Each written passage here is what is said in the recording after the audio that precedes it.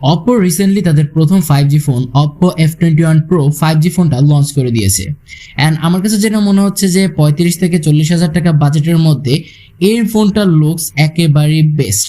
But আজকের ভিডিওতে আমরা জানবো শুধুমাত্র এই লুকসটাই কি ভালো নাকি এর ভেতরে থাকা জিনিসপত্রগুলো ভালো দেওয়া হয়েছে। অ্যান্ড এই ফোনটা কিন্তু বাংলাদেশে অফিসিয়ালি লঞ্চ হয়েছে একটি মাত্র ভ্যারিয়েন্টে, সেটা হচ্ছে এর 128GB ভ্যারিয়েন্ট এবং এটার প্রাইস হচ্ছে 37,990 টাকা, অর্থাৎ প্রায় 38,000 টাকা। সো আপনাদের আজকে এটাও বলবো যে 38,000 টাকা বাজেট পয়েন্টে এই ফোনটা কি বেস্ট কিনা, এছাড়াও এই ফোনটার খারাপ দিক এবং ভালো দিক নিয়ে তো আলোচনা করবোই। তো পুরো ভিডিও জুড়ে মাইন থাকছে আপনাদের সাথে, আপনারা দেখছেন tech talk with mine. Video শুরু হওয়ার আগে যারা এখন আমাদের চ্যানেলটি সাবস্ক্রাইব করেনি তারা এখনই সাবস্ক্রাইব করে পাশে থাকা বেল আইকনটি প্রেস করে দিন। লুকস এন্ড বিল্ড কোয়ালিটি নিয়ে বলতে গেলে অ্যাট ফার্স্টই বলতে হয় এটা এরকম একটা প্রাইস সেগমেন্টে বেস্ট লুকিং এর দিক থেকে। সো এটা লুকস নিয়ে কিন্তু নো কমপ্লেন, অনায়াসে যে কারো এই লুকসটা পছন্দ হয়ে যাবে। এই সুন্দরী ফোনের থিকনেস করা হয়েছে 7.5 মিলিমিটারের এবং এর ওয়েট হচ্ছে 173 গ্রাম। সো খুবই স্লিম এবং লাইট ওয়েটের একটি ফোন। সো যারা এই ফোনটা ইউজ করবেন তাদের জন্য কিন্তু এই ফোনটা ইউজ করতে বেশ স্বাচ্ছন্দ্য বোধ করবেন। প্লাস হচ্ছে যারা খুব লাইট ওয়েটের ফোন ইউজ করতে পছন্দ করেন তাদের জন্য অবশ্যই এটা রিকমেন্ডেড থাকবে। এই ফোনে থাকছে IPX4 dust and water resistant. So হালকা পানির ছিটেফোঁটা কিংবা ধুলোর হাত থেকে এই ফোনটা কিন্তু রক্ষাই থাকবে। এবার যদি ডিসপ্লে নিয়ে কথা বলি, এই ফোনে থাকছে 6.43 ইঞ্চের ফুল HD প্লাস রেজুলেশনের একটি অ্যামোলেড ডিসপ্লে, যার PPI ডেনসিটি হচ্ছে 409 এবং এটাতে একটা প্রোটেকশন দেওয়া রয়েছে যেটা হচ্ছে স্কট সেন্সেশন গ্লাস এবং এই ফোনটার পিক ব্রাইটনেস হচ্ছে 600 নিটস। অ্যান্ড পার্সোনালি এইটা কিন্তু খুবই ভালো একটা ডিসপ্লে, কারণ হচ্ছে এটার ভিউইং অ্যাঙ্গেল প্লাস হচ্ছে এর কালার রিপ্রোডাকশন সবকিছুই খুবই ভালো। और अभी तो रुको, क्लाइमैक्स अभी बाकी। বাট এই ফোনটাতে কিন্তু কোনো প্রকার হায়ার রিফ্রেশ রেট নেই।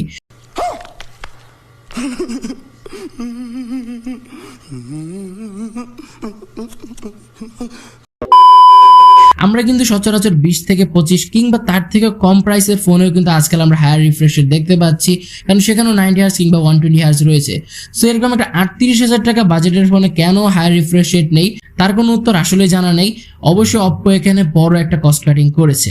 বাট আমরা যদি এর হায়ার রিফ্রেশটাকে সাইডে রাখি সেক্ষেত্রে বলতে হয় এই ডিসপ্লেটা কিন্তু খুবই ভালো একটা পারফরমেন্স দিয়ে থাকবে, কারণ হচ্ছে এটার ভিউইং অ্যাঙ্গেল প্লাস হচ্ছে কর্নার এরিয়া সবকিছুই আমার কাছে খুবই ভালো লেগেছে।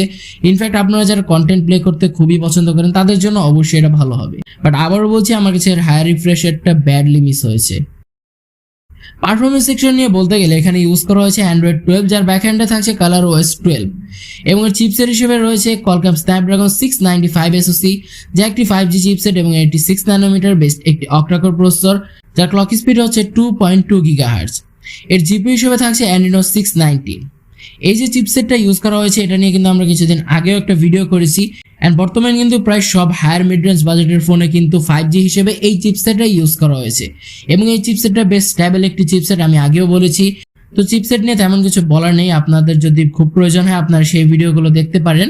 এই ফোনের যে অপারেটিং সিস্টেম রয়েছে ColorOS এটাও বেশ ভালো এবং স্টেবল পারফরমেন্সই করতে পারছে, যেটা আমার কাছে আসলেই ভালো লেগেছে। তাও যদি এর পারফরমেন্স নিয়ে একটু কথা বলি, এটা ডে টু ডে টাস্কিং এ বেশ ভালো পারফরমেন্স করবে। আপনারা মিড টু হেভি ইউজে কোনো প্রকার প্যারা খাবেন না।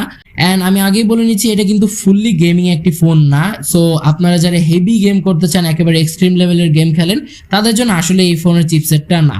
বাট এই ফোন দিয়ে আপনারা খুবই হাই লেভেলের গেম নর্মাল সেটিংসে বেশ স্মুথলি খেলতে পারবেন, যেখানে কোনো প্রকার হিটিং ইস্যু দেখা যায়নি।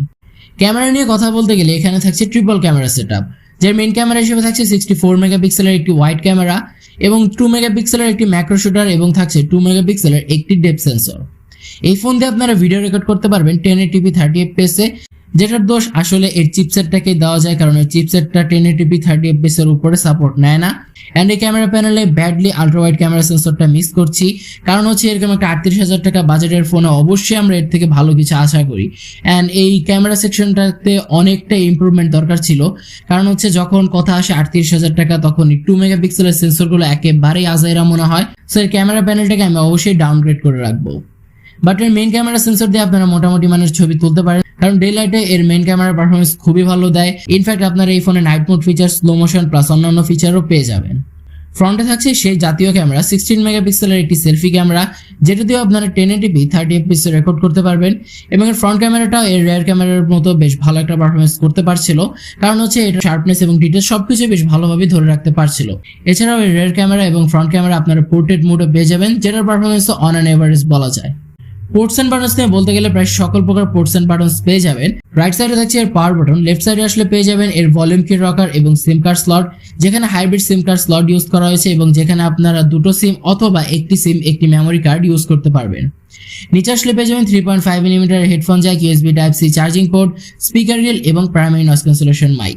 এই ফোনটা খুব স্লিম হওয়া সত্ত্বেও কিন্তু এখানে 3.5 মিলিমিটার হেডফোন জ্যাকটা ইউজ করা হয়েছে, সো এটার জন্য কিন্তু অবশ্যই অপ্পোকে একটা থামস আপ। এর উপরের পার্টে রয়েছে এর সেকেন্ডারি নয়েজ ক্যান্সেলেশন মাইক। এখানে যে স্পিকারটা ইউজ করা হয়েছে এটা কিন্তু কোনো প্রকার স্টেরিও স্পিকার না, একেবারে নর্মাল টাইপের একটি স্পিকার, বাট এটার লাউডনেস যথেষ্ট ভালো। বাট অবশ্যই আমরা এরকম একটা প্রাইস পয়েন্টের স্টেরিও স্পিকারটাকে মিস করছি এবং এর থেকে কম প্রাইসেও কিন্তু আমরা ডুয়াল স্টেরিও স্পিকার দেখতে পাই। এই ফোনে যে in display fingerprint sensor use করা হয়েছে এটা খুবই ফাস্ট এবং অ্যাকুরেট, যেটা প্রতিবারই খুব অ্যাকুরেটলি কাজ করে। অ্যাট লাস্ট এর ব্যাটারি নিয়ে বলতে গেলে এখানে ইউজ করা হয়েছে 4500 মিলিঅ্যাম্পিয়ারের ব্যাটারি ব্যাকআপ, যেটাকে চার্জ দেওয়ার জন্য বক্সে প্রোভাইড করা হয়েছে 33 ওয়াটের fast charger. And company claim করছে এই চার্জার দিয়ে আপনারা 1 ঘন্টার মধ্যে এই ফোনটা ফুললি চার্জ করতে পারবেন। অ্যান্ড এখানে যে ব্যাটারিটা ইউজ করা হয়েছে এটাতে আপনারা নর্মাল টু হেভি ইউজিংয়ে 1 দিনের মতো ব্যাকআপ অনায়াসে পেয়ে যাবেন। অ্যান্ড এই ফোন দিয়ে আপনার স্ক্রিন অন টাইম 6 থেকে 5 ঘন্টার মতো ব্যাকআপ পেয়ে যাবেন। সো ওভারঅল দিক থেকে এর ব্যাটারি ব্যাকআপটা আসলেই ভালো, এটা নিয়ে নো কমপ্লেন। বাট এখন যদি আমরা এর ভালো দিক এবং খারাপ দিক আলোচনা করি, সো ফার্স্টে এর খারাপ দিক নিয়ে যদি বলতে হয়, এট ফার্স্ট আমার কাছে যেটা মনে হচ্ছে সেটা হচ্ছে এর ডিসপ্লে সেকশনে হায়ার রিফ্রেশ রেট না দেওয়া। অবশ্যই এরকম একটা বাজেট সেগমেন্টে আমরা হায়ার রিফ্রেশ রেটটাকে মিস করছি। সেকেন্ড যে বিষয়টা আমার কাছে খারাপ লেগেছে সেটা হচ্ছে এর ক্যামেরা সেকশন। এর ক্যামেরা সেকশনটা আরও ইমপ্রুভমেন্ট দরকার ছিল, কমপক্ষে আলট্রাওয়াইড ক্যামেরাটা অবশ্যই দরকার ছিল। অ্যান্ড ভালো দিক নিয়ে যদি বলতে হয়, ফার্স্টেই বলতে হয় এর ব্যাটারি ব্যাকআপ নিয়ে, এর ব্যাটারি ব্যাকআপটা খুবই ভালো। সেকেন্ড যে বিষয়টা আমার কাছে ভালো লেগেছে সেটা হচ্ছে এর লুকস। এর লুকসটা টোটালি জোস। এরকম একটা বাজেটে আপনারা যদি একটা ভালো লুকসের ফোন চান তাহলে অবশ্যই এই ফোনটা রিকমেন্ডেড থাকবে। থার্ডে যে বিষয়টা ভালো লেগেছে সেটা হচ্ছে এর ডিসপ্লের কোয়ালিটি। এখানে একটা অ্যামোলেড প্যানেল ডিসপ্লে দেওয়াতে এটার কোয়ালিটি বেশ ভালো পাওয়া যাচ্ছিল, বাট আবার বলছি এখানে একটা হায়ার রিফ্রেশের দরকার ছিল। তো এই ছিল এই ফোনটার ফুল specification. And end of the day ডিসিশনটা আপনাদেরই যে আপনারা এই ফোনটা কিনবেন কি না। বাট আমি রিকমেন্ড করবো যারা শুধুমাত্র পারফরমেন্স বেসড একটি ফোন নিতে চান তারা এই ফোনটা থেকে অবশ্যই দূরে থাকবেন। অ্যান্ড যারা শুধুমাত্র লুকসের দিকে ফোকাস করছেন তারা এই ফোনটা চয়েস করতে পারেন। অ্যান্ড আজকের ভিডিওটি ছিল এই পর্যন্ত। ভিডিওটি ভালো লাগলে অবশ্যই ভিডিওতে একটি লাইক করে দিবেন এবং ভিডিও সম্পর্কিত যে কোনো প্রশ্ন কমেন্টে জানাতে ভুলবেন না। দেখা হবে পরবর্তী কোনো ভিডিওতে। সেই পর্যন্ত সবাই ভালো থাকবেন, সুস্থ থাকবেন। আল্লাহ হাফিজ।